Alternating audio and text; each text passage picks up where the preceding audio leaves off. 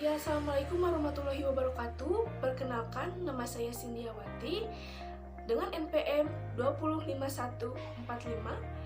Saya dari kelas KSAP 20A. Ya, di sini saya akan mempresentasikan tentang perencanaan strategi dan proses pemasaran sebagai tugas mata kuliah manajemen pemasaran. Perencanaan strategi dan proses pemasaran. Perencanaan strategis merupakan proses manajerial untuk menghasilkan dan mempertahankan kesesuaian antara sasaran dan sumber daya organisasi dengan peluang pasar yang timbul. Kemudian ada dua konsep yang dilakukan dengan matriks. Yang pertama ada matriks general elektrik, yaitu menggunakan dua dimensi penting, yaitu market attractiveness atau daya tarik pasar dan competitive position atau posisi pesaing. Kemudian ada metrik produk life cycle, yaitu menggunakan fase-fase yang dikelompokkan menjadi fase introduction, fase growth, fase maturity, dan fase baseline. Selanjutnya ada metrik BCG, yaitu membantu dalam pengambilan keputusan dan investasi. Metrik BCG mendasarkan pada market share dan market growth, yaitu yang pertama ada start, yaitu pangsa pasar tinggi dan tingkat pertumbuhan tinggi atau persaingan tinggi. Yang kedua ada cash cow, yaitu pasar tinggi tetapi tingkat pertumbuhannya rendah atau paling menguntungkan. Yang ketiga ada question mark, yaitu pangsa pasar rendah dan tingkat pertumbuhan tinggi atau ketidakpastian.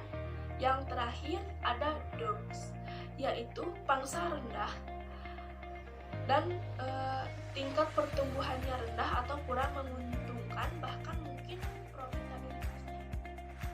Selanjutnya ada metrik unshop. Metrik unshop adalah sarana yang sangat membantu dalam menetapkan sasaran pemasaran. Metrik unshop mengembangkan bisnis pada dimensi produk dan dimensi pasar.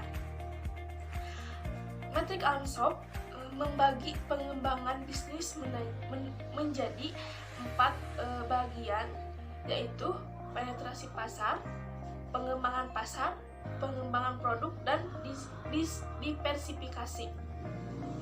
Yang pertama ada market penetration atau penetrasi pasar, yaitu di mana perusahaan berfokus pada penjualan produk-produk yang di pasar-pasar yang telah ada sebelumnya. Yang kedua ada market development atau pengembangan pasar, di mana unit bisnis berusaha untuk menjual produk-produk yang telah ada di pasar-pasar yang baru.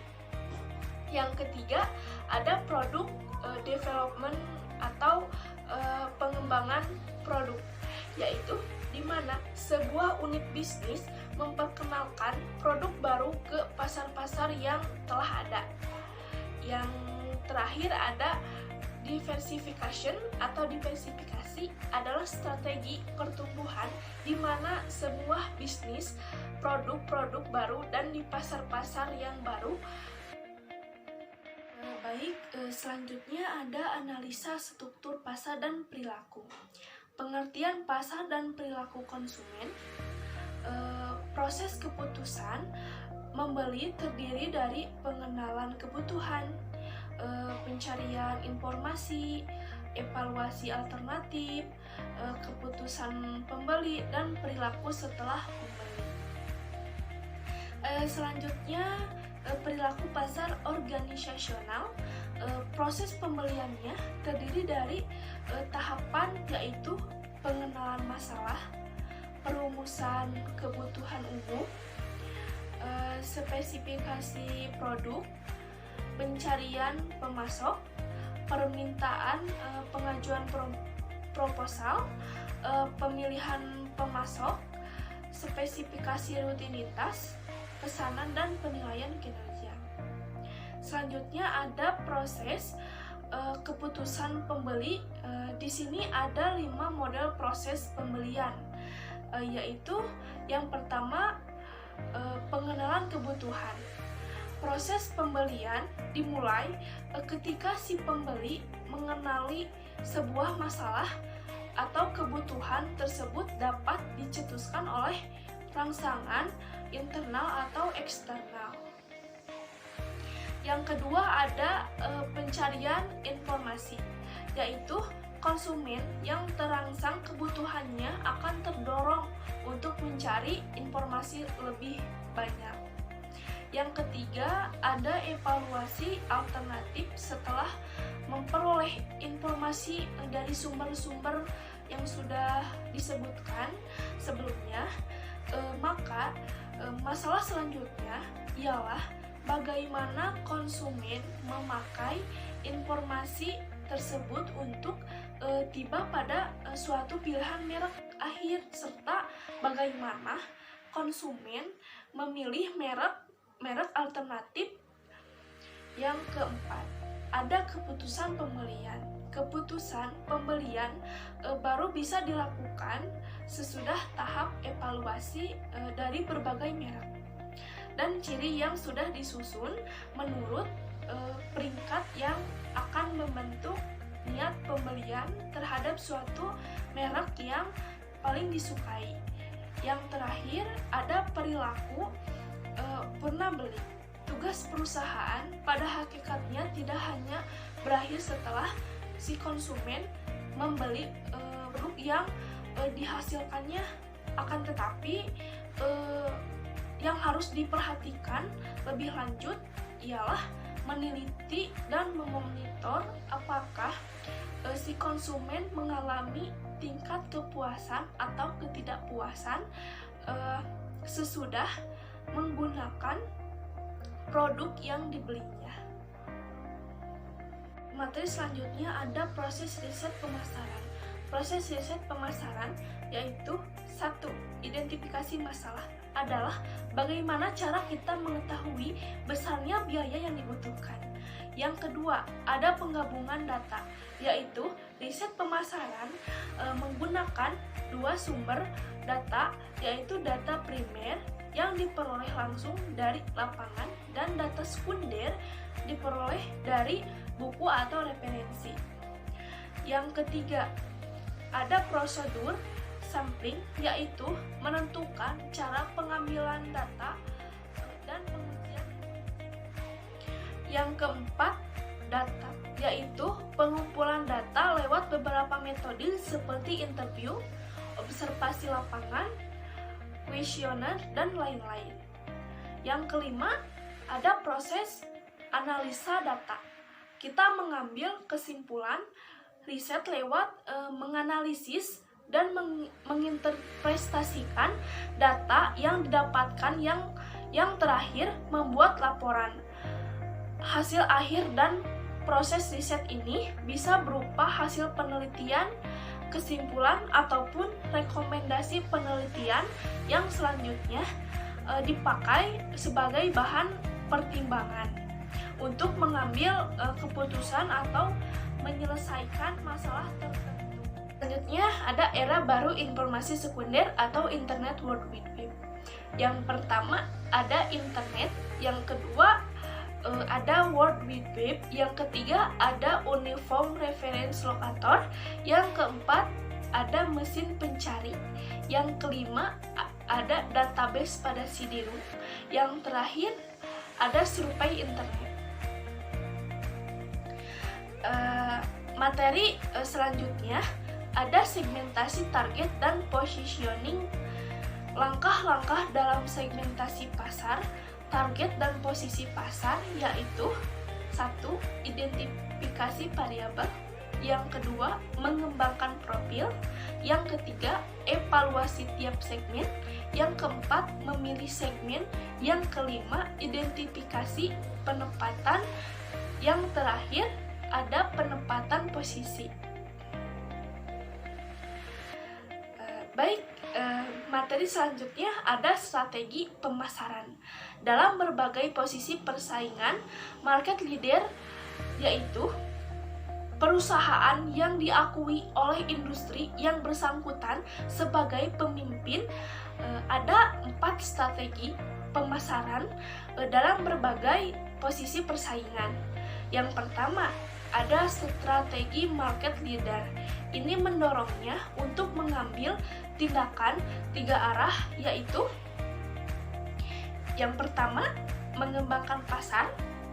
Yang kedua, melindungi pasar pangsa. Yang ketiga, memperluas pangsa pasar. Selanjutnya yang kedua ada strategi market, yaitu menentukan lawan dan sasaran, strategi serta memilih strategi penyerangan. Yang ketiga ada strategi market followers. Yang pertama ada cloner, itu meniru dan menyamai segmen pasar dan bauran pemasaran pemimpin pasar. Yang kedua ada imitator, yaitu membuat beberapa diferensiasi namun tetap meniru. Yang selanjutnya ada adapter, memilih untuk menjual ke pasar yang berbeda agar terhindar dari konfrontasi langsung dengan pemimpin pasar. Yang terakhir ada strategi market niche. Baik, materi selanjutnya ada masalah global dalam segmentasi dan penentuan pasar. Mendiskusikan masalah-masalah yang berkaitan dengan segmentasi dan penentuan pasar untuk perusahaan di bawah ini. Yang pertama ada kasus Coca-Cola, yang kedua ada kasus Colgate-Palmolive, yang ketiga ada MC Donald, yang terakhir ada Nike. Baik, materi selanjutnya ada pemasaran jasa. Ada 4 karakteristik jasa. Yang pertama ada jasa tidak berwujud. Yang kedua ada jasa keanekaragaman. Yang ketiga ada jasa tak terpisahkan. Yang terakhir ada jasa tahan lama.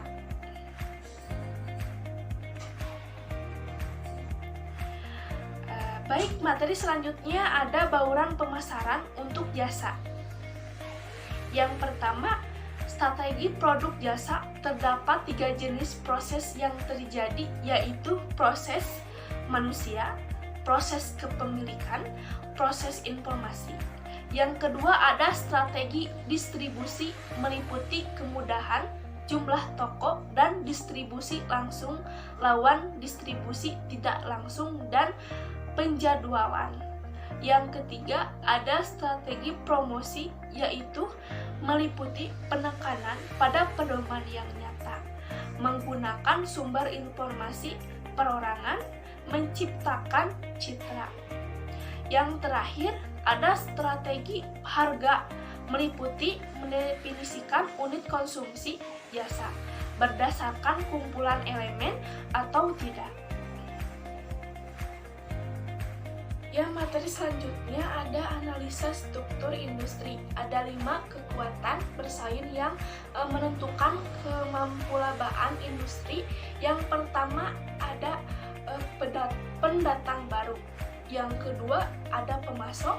Yang ketiga ada pembeli. Yang keempat produk pengganti.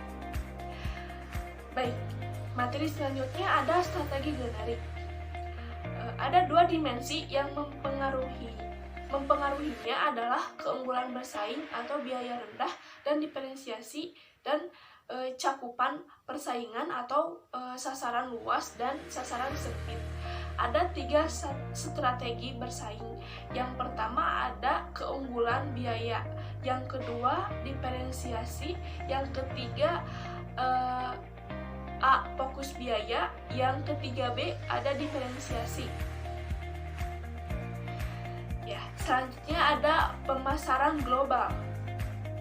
Intisari pemasaran adalah menciptakan nilai pelanggan yang lebih besar daripada nilai yang diciptakan oleh pesaing. Yang kedua ada keunggulan kompetitif, atau diferensial adalah penawaran total yang dihadapkan pada persaingan yang relevan yang lebih menarik pelanggan. Keunggulan tersebut dapat muncul dalam unsur yang ditawarkan pelanggan, yaitu produk harga, iklan, serta distribusi penduduk di sini. Selanjutnya ada fokus. Fokus diperlukan untuk keberhasilan dalam menciptakan nilai pelanggan pada keunggulan kompetitif dari pemasaran domestik ke pemasaran global atau internasional. Yang pertama ada pemasaran domestik, yang kedua ada pemasaran ekspor, yang ketiga ada pemasaran internasional, yang keempat ada pemasaran multinasional, yang terakhir ada pemasaran global atau transnasional. Selanjutnya ada kekuatan yang mendorong. Satu, kebutuhan pasar. Kedua, teknologi pasar. Ketiga, biaya. Keempat, mutu. Kelima, komunikasi dan biaya transportasi. Yang terakhir ada daya tuas atau keunggulan yang dimiliki dengan pengembangan 5 tipe daya tuas. Yang pertama ada transfer pengalaman, transfer sistem penghematan skala, pendayagunaan skala sumber daya, dan strategis global. Selanjutnya ada kekuatan yang menghambat. Yang pertama, perbedaan pasar. Yang kedua, sejarah. Yang ketiga, kecocokan manajemen. Yang keempat, budaya organisasi. Yang kelima, kendali nasional atau hambatan untuk masuk ke suatu negara. Baik, materi yang selanjutnya ada kekuatan yang mendasar bisnis internasional. Orientasi manajemen meliputi orientasi etnosentrisme, yaitu keyakinan bahwa negeri adalah sendirilah yang unggul. Yang kedua, ada orientasi polisentris, yaitu keyakinan yang tidak disadari bahwa setiap negara unik dan berbeda cara untuk meraih sukses di negara adalah menyesuaikan diri. Yang terakhir ada orientasi geosentris, yaitu dibutuhkan manajemen yang berpengalaman internasional dan sejumlah besar. Baik, materi terakhir yaitu persetujuan perdagangan regional adalah persetujuan dalam suatu regional untuk memperluas perdagangan. Pertumbuhan ekonomi domestik didasari alasannya, yaitu pertumbuhan telah menciptakan kesempatan pasar. Adanya kesempatan pasar menjadi faktor pendorong perusahaan untuk memperluas jangkauan ke pasar internasional. Internasional perusahaan, internasional sendiri memberikan kontribusi pada proses perkembangan dan penciptaan kesempatan pasar dalam negara asal. Selanjutnya, pertumbuhan ekonomi telah mengurangi penolakan yang mungkin telah berkembang sebagai respon terhadap masuknya perusahaan asing ke dalam ekonomi domestik.